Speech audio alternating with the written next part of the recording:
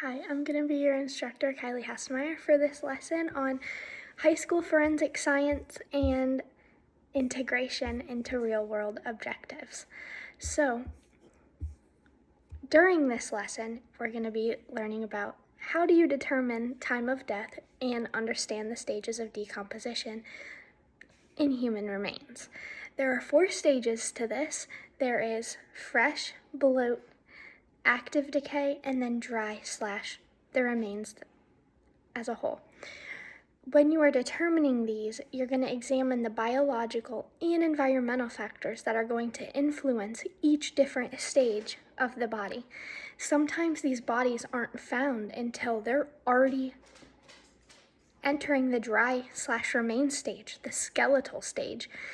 So you might not always understand exactly what the other stages looked like, which is perfectly okay, and that's what this is going to teach you.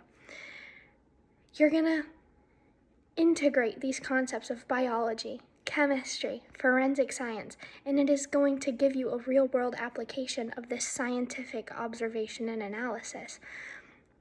We're going to have lots of guided discussion. You're going to be doing lots of reading, researching, using online resources, hands-on activities. We're actually going to build a crime scene, and then we are going to determine what may have happened and what the stages of this decomposition were.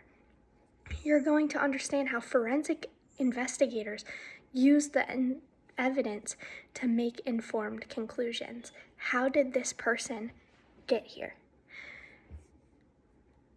The 4 stages, you're going to be able to identify them and tell me what happened. You're going to explain biological and environmental processes that occurred during each stage, even if they're not evident right away. Analyzing factors like the temperature, the humidity, and the environment, they all affect how fast a body decays. And then you're going to apply this scientific reasoning in order to estimate time of death based on the given evidence that you have acquired. Interpreting visual and written forensic data, it helps to support conclusions, and often it can be taken to court cases if needed. That is why the process of collecting the evidence is so important. Understanding and determining digital and collaborative work is the basis of this entire lesson. You're going to be working with partners. You're going to be working in groups. You're going to be doing one-on-one work to understand. Thank you.